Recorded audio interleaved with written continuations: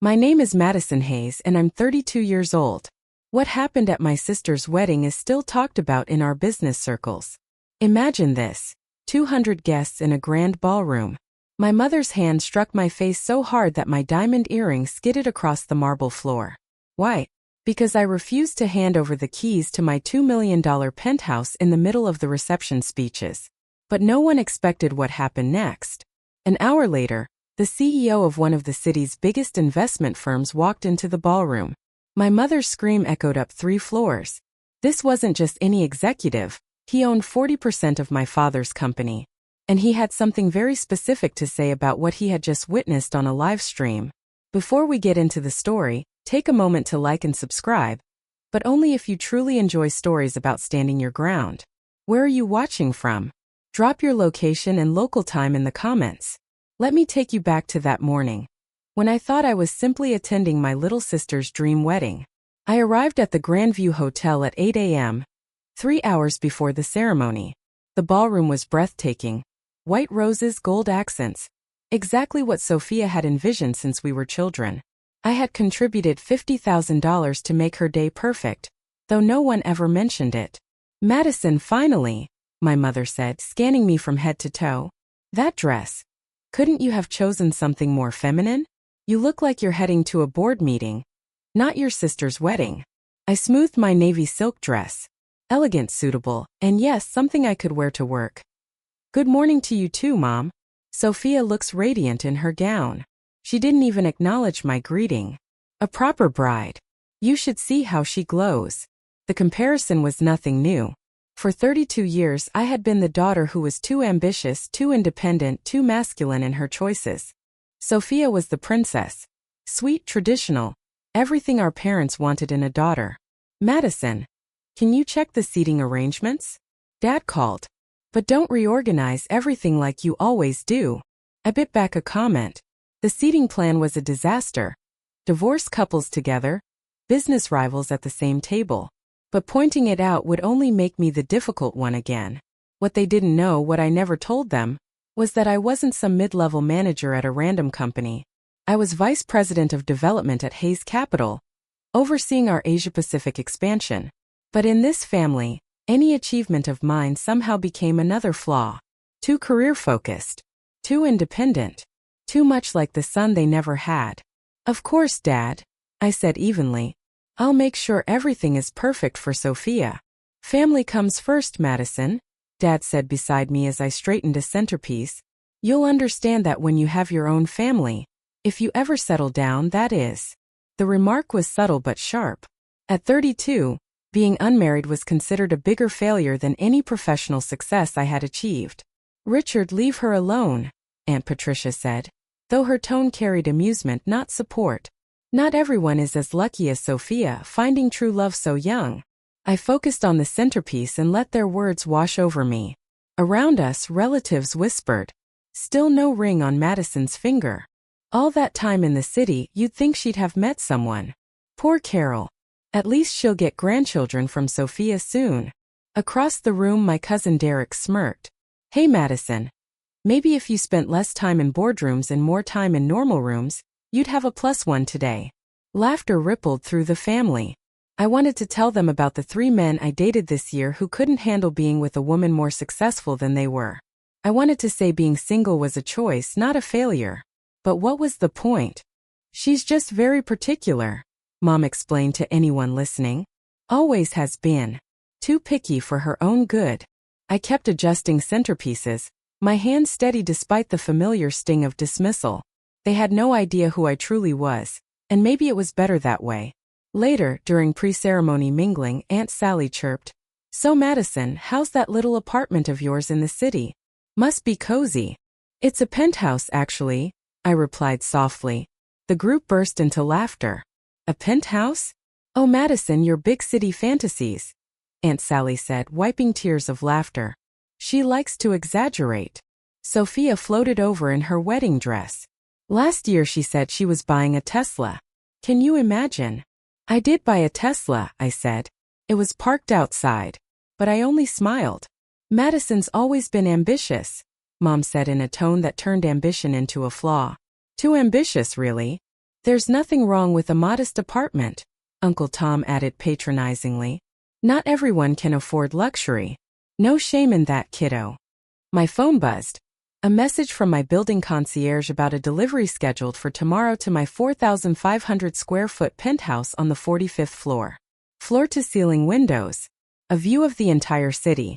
Fully paid in cash after closing the Singapore deal. Featured in Architectural Digest last month. I could have shown them photos.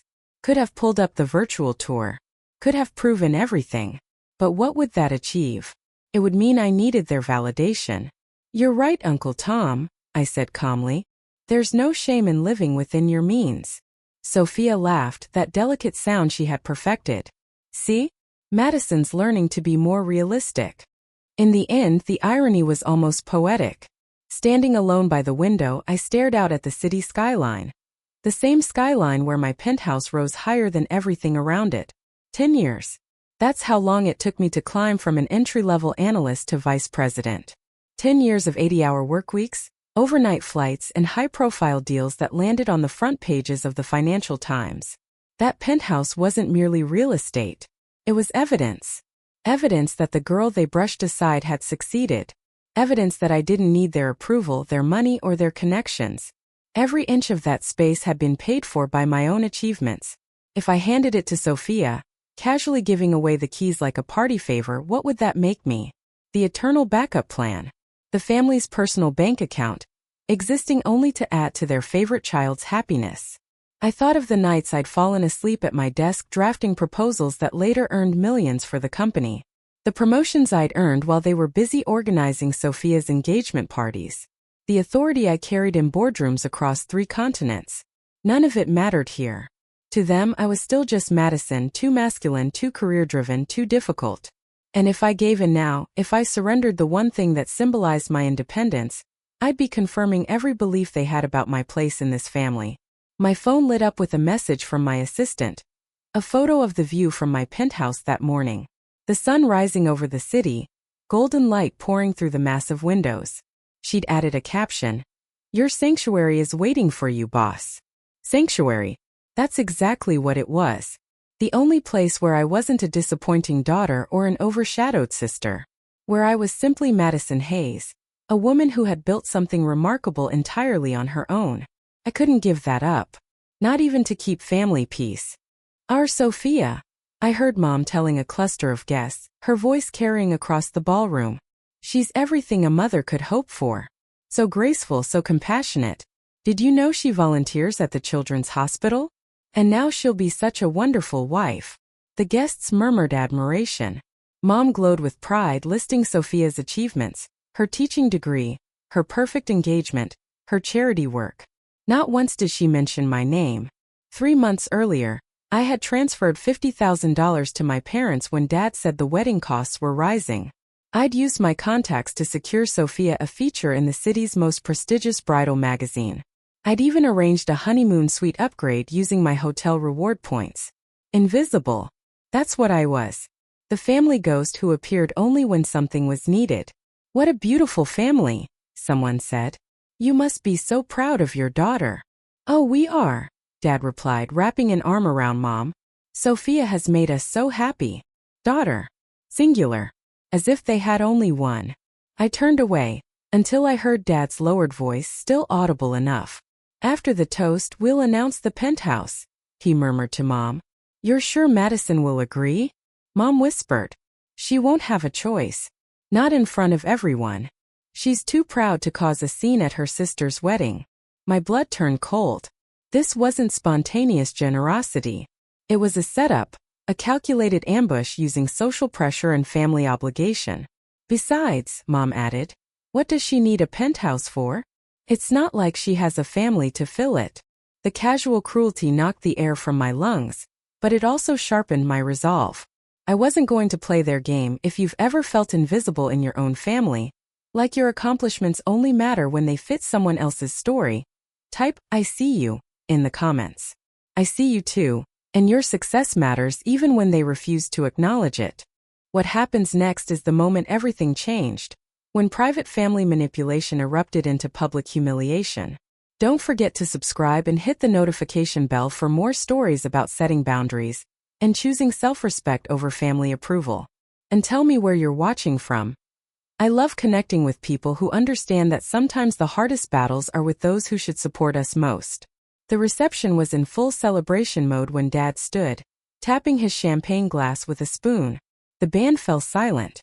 200 guests turned toward him.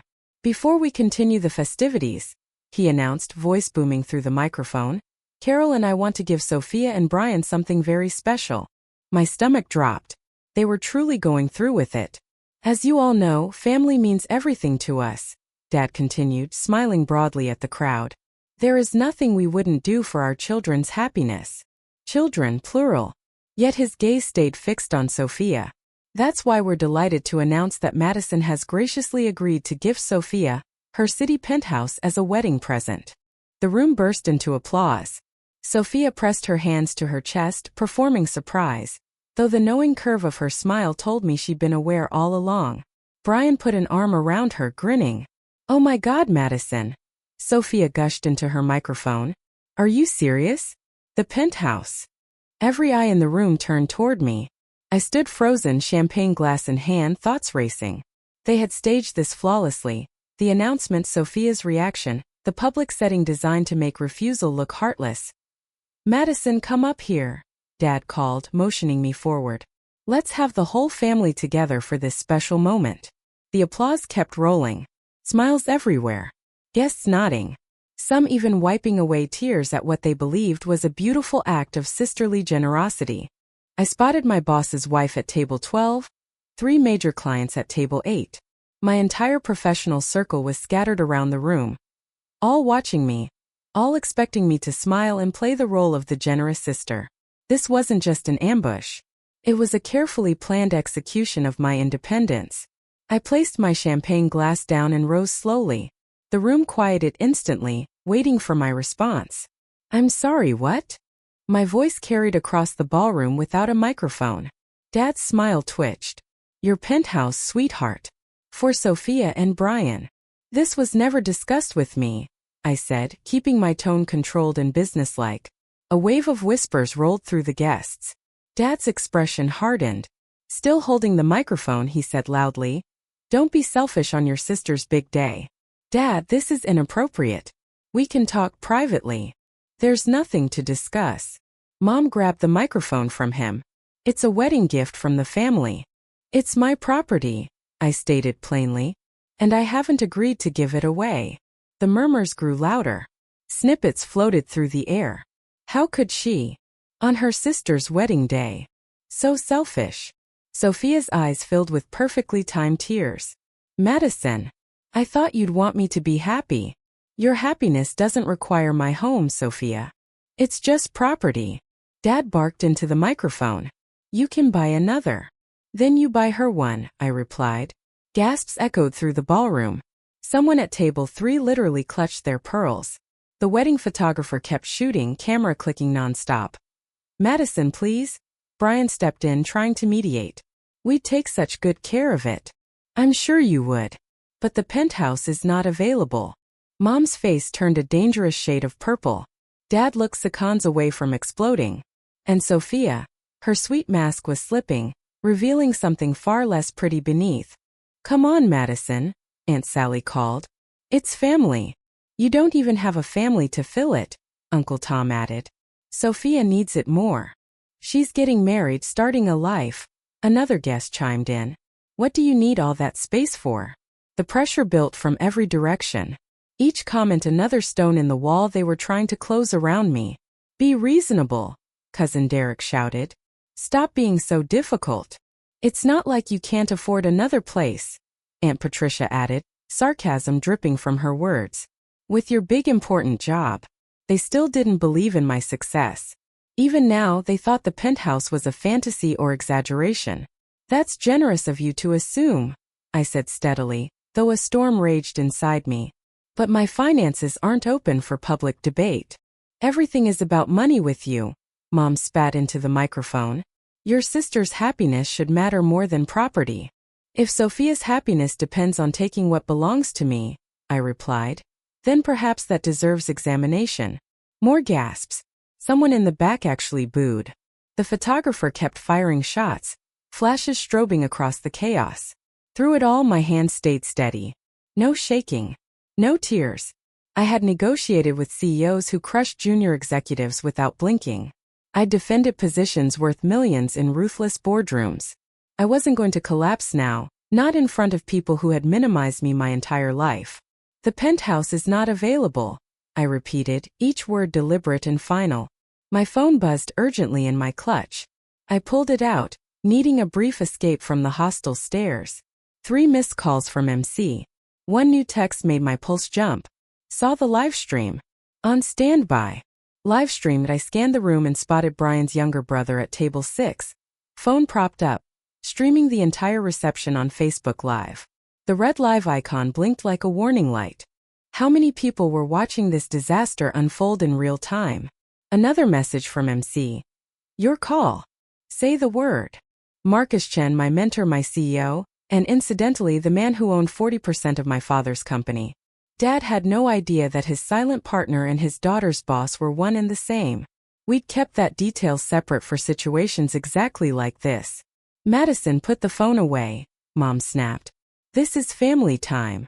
Apparently it's also public entertainment, I replied, nodding toward the live stream. Your new in-laws are broadcasting this to the internet. Brian's brother hurriedly grabbed his phone, but the damage was already done. Who knew how many people had watched my parents attempt to publicly coerce me into surrendering my home?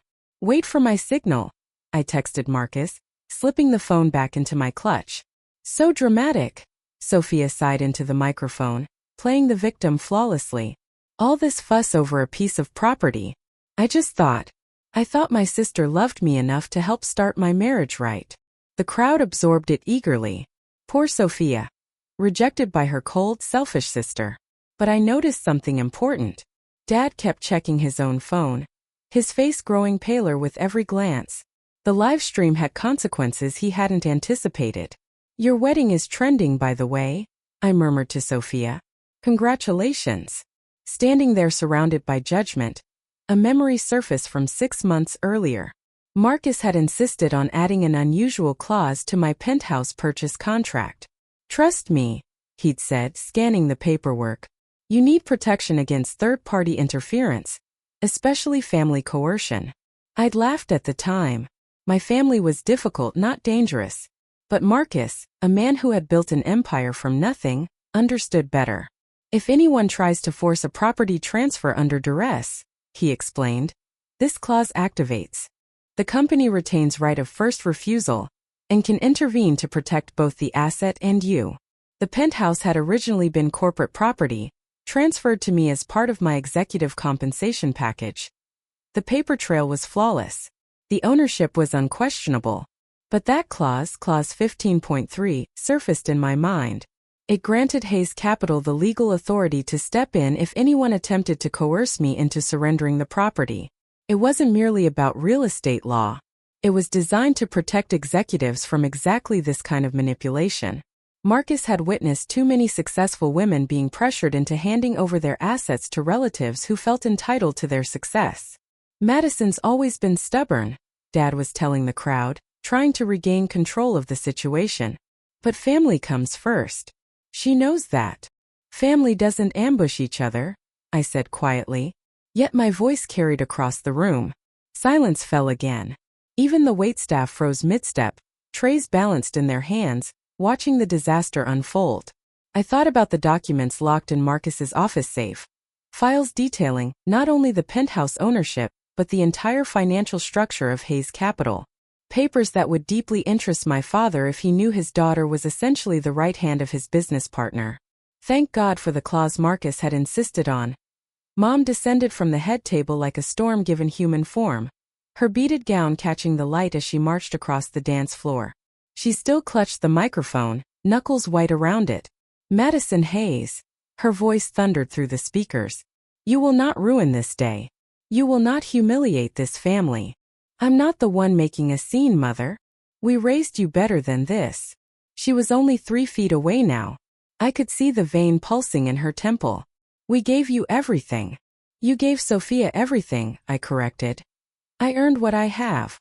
You ungrateful. She stopped herself, remembering the audience, then forced a sugary tone that fooled no one. Sweetheart, just give your sister the keys. It's such a small thing. No. The word hung between us like a dare. Mom's face cycled through disbelief, fury, and humiliation. The entire ballroom seemed to hold its breath. You will do this, she hissed, briefly lowering the microphone. Or so help me. Or what? I asked, genuinely curious what threat she believed still worked on me. She lifted the microphone again. Everyone, my daughter seems to have forgotten what family means. Perhaps you can help remind her. The crowd shifted uneasily. Some guests called out support for Sophia. Others had gone silent, sensing the situation had crossed a dangerous line. Give your sister the keys, Mom whispered into the microphone. Now. No. You selfish, ungrateful girl. Her words burst out. After everything we've done, every sacrifice we've made, you can't do this one thing? You're a disgrace to this family. She was close enough for me to smell her perfume. The same suffocating floral scent from my childhood. Close enough to see years of resentment blazing in her eyes. The slap came without warning. Her hand struck my cheek with such force that my head snapped sideways. The crack echoed through the ballroom's perfect acoustics, amplified by the microphone still in her hand. My diamond earring, a gift I'd bought myself after closing the Singapore deal, flew off, spinning through the air in slow motion before landing on the marble floor with a soft metallic chime. 200 guests gasped as one. Then silence. Total absolute silence. The kind that makes your ears ring. The kind where every heartbeat roars. I stood perfectly still, my cheek burning as heat spread across my skin. The photographer's camera had stopped clicking. The waitstaff remained frozen. Even the children at table 15 had fallen quiet. Mom's hand remained suspended midair, as if she couldn't believe what she'd done. The microphone in her other hand captured her uneven breathing. The mirrored walls reflected everything. My reddening cheek, Mom's shocked face, Dad halfway out of his seat, Sophia with her hands over her mouth, perhaps truly stunned for once. Brian's brother had his phone raised again, capturing every second. My earring lay on the white marble floor, diamonds catching the chandelier's glow. A tiny object that somehow became the center of the entire room. I didn't move. I didn't speak. I didn't even touch my burning cheek. I let the silence express everything words could not. Then, slowly and deliberately, I walked toward the fallen earring. My heels clicked against the marble, each step echoing through the ballroom. I bent down, picked it up, and carefully put it back on. The simple act took less than a minute. Felt like a lifetime. I straightened, smoothed my dress, and looked directly at my mother. She had lowered her hand but still gripped the microphone. Her expression caught between defiance and dawning horror. Excuse me, I said, voice steady and calm. Then I turned toward the head table. Congratulations, Sophia. I hope your marriage brings you happiness. I picked up my clutch from my table and walked toward the exit. Not rushing. Not running. Just moving with the same composed pace I used when leaving high-level board meetings. Madison. Dad called after me. Madison, wait. I didn't stop. I didn't look back. Behind me, the ballroom erupted into chaos. Raised voices, scraping chairs, someone crying, but I kept walking. The moment I passed through the ballroom doors, I pulled out my phone and called Marcus. He answered on the first ring. Madison. Green light, I said simply. Understood. How long do I have? Give me 45 minutes to get home. Are you okay? I touched my still burning cheek. Execute the contingency. I'm already mobilizing the legal team, Marcus replied. Madison, yes, but I meant, are you hurt? Nothing that won't heal, I replied as I stepped into the elevator. But Marcus, make sure you bring the shareholder agreement. The one Dad never actually bothered to read. With pleasure. I ended the call as the elevator doors slid shut, sealing away my family's chaos behind me. That moment, the slap witnessed by 200 people. Did it make your blood boil? I know what it feels like to be humiliated by the very people meant to protect you. But sometimes the strongest response isn't anger. It's strategy. What happens next will show why you should never underestimate someone you've pushed too far. If you believe in standing up for yourself, hit that like button. If you've ever had to set a firm boundary with family, type boundaries in the comments. The next part is where everything shifts, where the invisible daughter becomes the one holding every card. 45 minutes later, I was back in my penthouse, an ice pack pressed to my cheek, when my phone buzzed with a message from Marcus. Entering the building now. I changed into jeans and a soft sweater. I didn't need armor anymore. The battle was already decided. They just didn't know it yet. Notifications flooded my screen. Brian's brother's livestream had been shared over 500 times. The slap was already turned into a looping GIF. But internet drama wasn't my concern. I cared about what was happening inside that ballroom at this very moment. Another message from Marcus. Walking in. Richard just saw me. I pictured it clearly, Marcus Chan in his $10,000 Armani suit striding into the ballroom with his signature confidence. 2 lawyers beside him, briefcases in hand. The same Marcus Chan whose name appeared in Forbes. The same man my father had spent 6 months trying, unsuccessfully, to secure a meeting with. Another text came through. His face just went white. And your mother is screaming. I stepped up to my floor-to-ceiling windows, gazing at the city lights. Somewhere below in that grand ballroom, my family was learning what consequences looked like. My phone rang from an unknown number. Hello. It was Brian's brother, whispering urgently.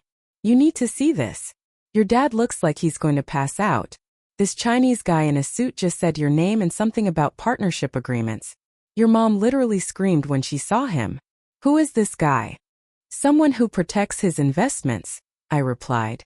Your dad keeps saying Mr. Chen again and again. Is this the Chan? The one who owns? I have to go, I said, ending the call. The city glittered below, calm and unaware. But in that ballroom an empire was shifting. My phone rang again. This time Marcus. You're on speaker, he said. I'm here with your parents and their guests. Through the line, I could hear the stunned silence of the ballroom. Richard. Marcus's voice carried that calm executive authority that made boardrooms fall still. I need to clarify something for everyone present. Madison Hayes is not simply an employee at my firm. She is our Vice President of Development, overseeing our entire Asia-Pacific expansion. Collective gasps filtered through the phone. That's impossible. My father's voice sounded weak, confused. The Singapore deal that brought in $40 million? Madison led it. The Tokyo office that is now our most profitable branch? Madison built it from the ground up. The Samsung partnership your company was desperate to secure? Madison negotiated every term. You're lying. Mom's voice cracked, shrill with panic. Mrs. Hayes, your daughter is one of the most valuable executives in this city. The penthouse you attempted to take from her was part of her executive compensation package. A package that includes specific protections. What protections? Dad asked. The ones that activate when someone attempts to coerce her into surrendering corporate assets. Which, according to the live stream now viewed over 20,000 times, is precisely what occurred tonight. 20,000 in less than an hour. Furthermore, Marcus continued, as a 40% shareholder in your company, Richard, I'm deeply concerned by the judgment you've displayed this evening, publicly attempting to seize your own daughter's property, allowing your wife to assault her. These actions raise serious concerns about your fitness for leadership. You can't. This is family business. Dad sputtered. The moment you made it public, you made it my business. Madison, are you still there? Marcus asked. I'm here, I answered clearly. Would you like to press charges for assault? The ballroom's collective breath seemed to stop through the speaker. Let me explain something, Marcus continued. That livestream provides clear evidence of assault and attempted coercion. This triggers Clause 15.3 of our shareholder agreement, the section covering moral misconduct and behavior unbecoming of leadership. What are you talking about? Dad's voice cracked. Page 47 of the agreement you signed 5 years ago. I can call an emergency board meeting within 24 hours. Given that I control 40% of shares, and the Jensen Trust holds another 15%, and they're already very interested in tonight's events, you can do the math. I heard papers rustling as Marcus laid documents across the head table. This is extortion. Mom shrieked. No, Mrs. Hayes. Extortion was demanding your daughter's home in front of 200 witnesses. This is consequence management. Madison, Dad's voice came through again, pleading now. Tell him to stop. This is going too far. Too far. I replied calmly. Like slapping your daughter at a wedding wasn't too far? You can't destroy our family business over this. I'm not destroying anything, I said steadily. I'm protecting my assets and my dignity. Marcus is protecting his investment. If your behavior threatens that investment, that's on you. The video is everywhere. Someone whispered in the background. It's on Twitter, Facebook. Even the local news has picked it up. Here's what's going to happen, Marcus announced. Richard, you have 48 hours to issue a public apology to Madison. A real one, not some polished PR statement. You will acknowledge her professional accomplishments and her unquestionable right to her property. Carol, you will do the same. And you will stay away from Madison permanently. Or what? Mom demanded. Or I exercise my authority as a major shareholder. Your company requires my capital for its expansion project. Without it, you're facing bankruptcy within 6 months.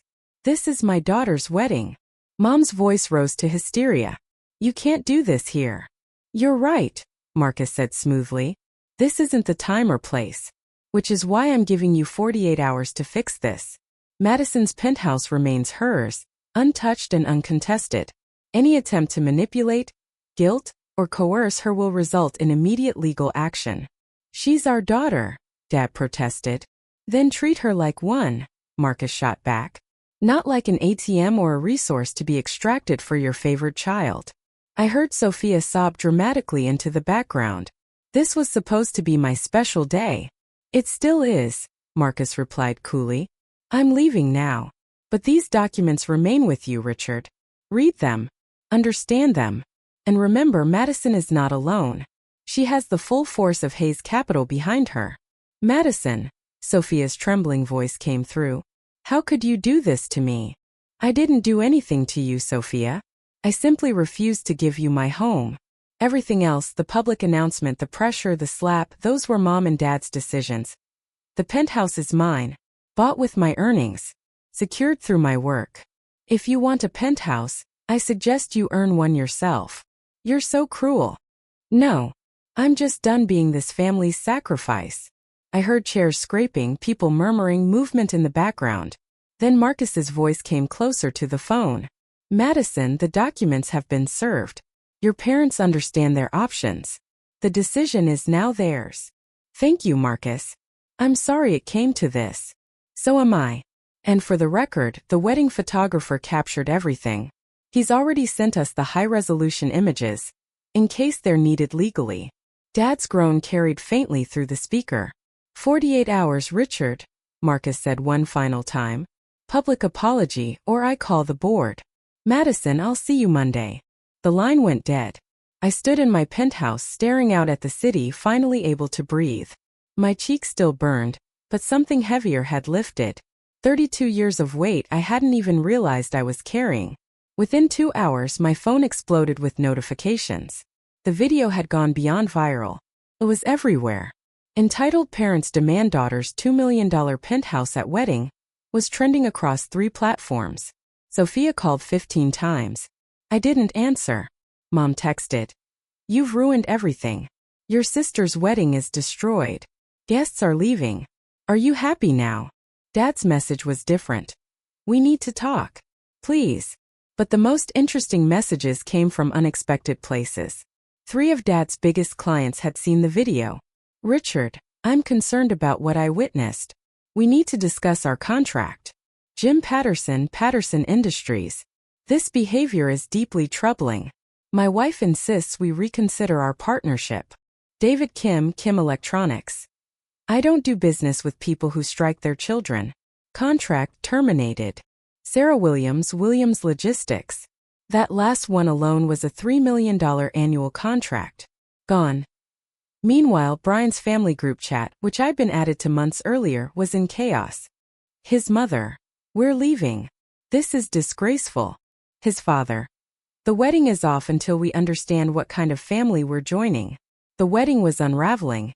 And I wasn't even there to see it. Marcus texted privately. Your father just called. He's panicking about the clients. 3 more have already expressed concerns. Then the most satisfying message of all, from someone who had recorded everything. Your mom fainted when she realized the CEO of Hayes Capital was your boss. Like actually fainted. Paramedics were called. I poured myself a glass of wine from the bottle I'd been saving for a special occasion. If standing up for myself didn't count as special, what did? My assistant texted. Boss, you're trending. Also, 5 headhunters have already called asking if you're open to new opportunities. Apparently standing up to toxic family is very in right now. I laughed, truly laughed for the first time in days. By Monday morning, the business community had taken sides. And it wasn't even close. The video had circulated through every major business network in the city. The narrative was set. Successful daughter refuses to be bullied by entitled parents. CEO steps in to protect valuable executive from family exploitation. Dad's company lost 6 contracts in total. The expansion he'd planned for 2 years was dead in the water. Without Marcus's capital, and with clients fleeing, downsizing was inevitable. Sophia's honeymoon to Bali was cancelled. Not by her, by Brian's family. They wanted to reevaluate the relationship before moving forward.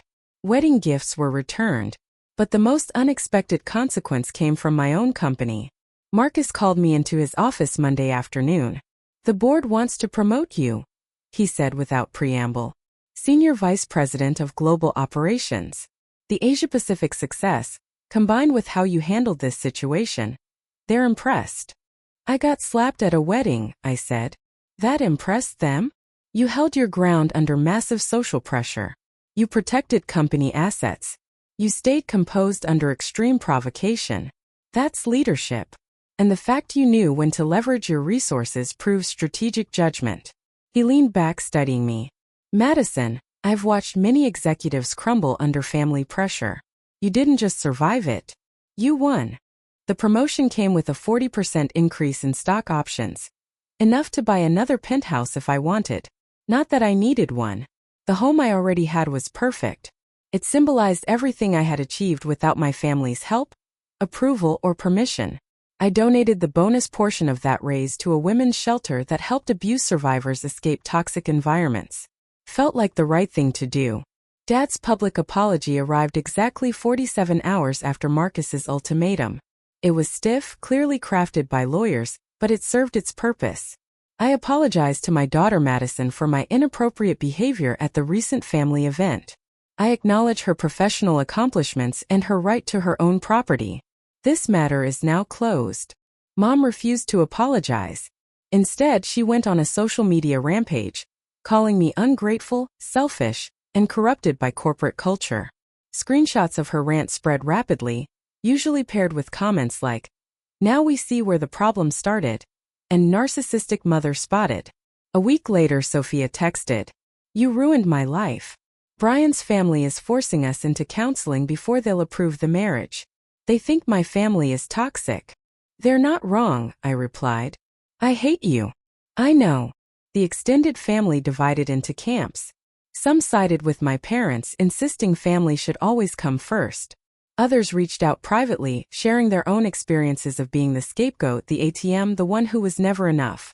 Cousin Derek messaged, "I'm sorry for what I said. I didn't realize they treated you like that your whole life." Aunt Patricia wrote, "Your mother is my sister, but she was wrong.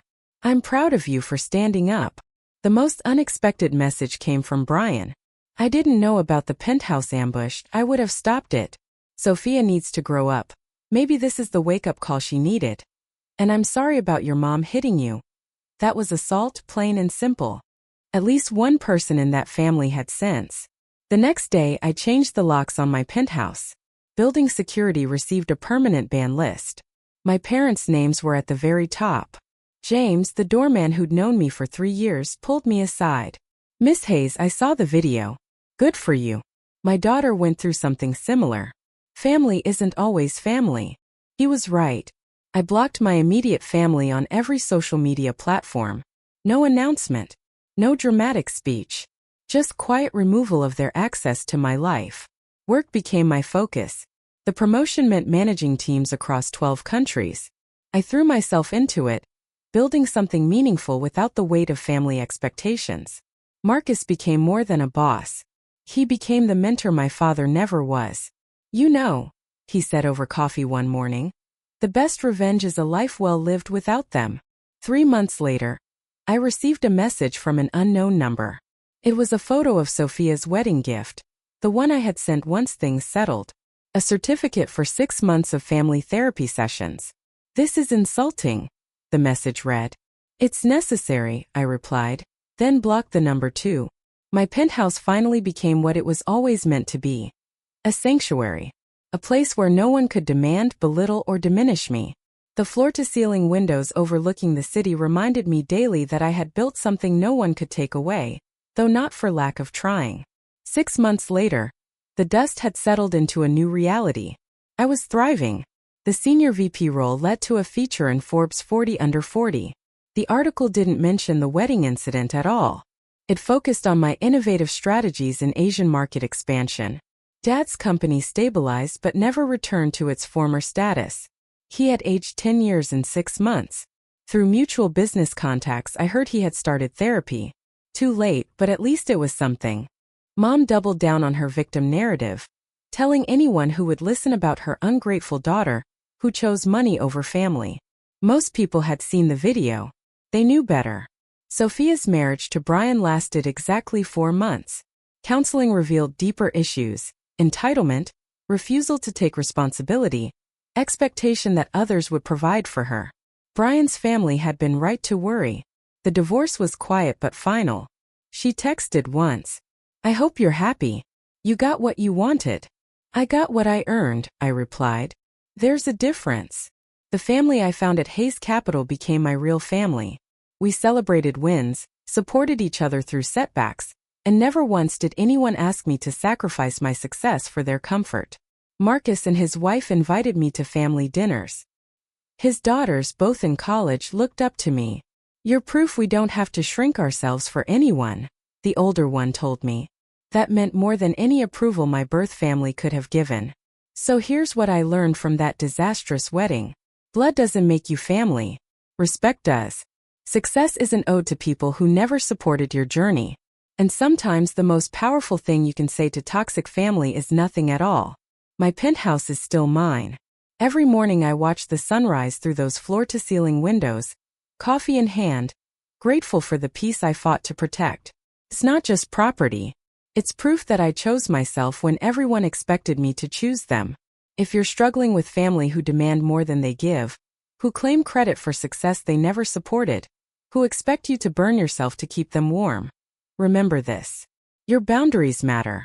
Your success is yours. Your peace is worth more than their approval. You do not owe anyone your hard-earned achievements simply because you share DNA. You don't have to accept disrespect just to keep family peace. And you definitely don't have to tolerate abuse, whether it's physical like that slap or emotional like years of being treated as if you were less than. The cost of my freedom was high. I lost the family I was born into, but what I gained was worth far more. Self-respect, genuine connections, and a life built entirely on my own terms. Your journey may look different, but the truth remains the same. You deserve to be celebrated, not merely tolerated. Choose people who choose you. Not only when they need something from you, but always. So ask yourself, what boundaries do you need to set today? Thank you for listening to my story. If you've ever had to choose between family approval and self-respect, know that you're not alone. Comment boundaries matter. If you believe in protecting yourself from toxic family dynamics, share this story with someone who needs to hear that choosing yourself is okay. Subscribe and hit the notification bell for more stories about building healthy boundaries and chosen families. And tell me, are you Team Madison for standing her ground? Or do you believe family should always come first? Let me know in the comments. Remember, your peace is non-negotiable.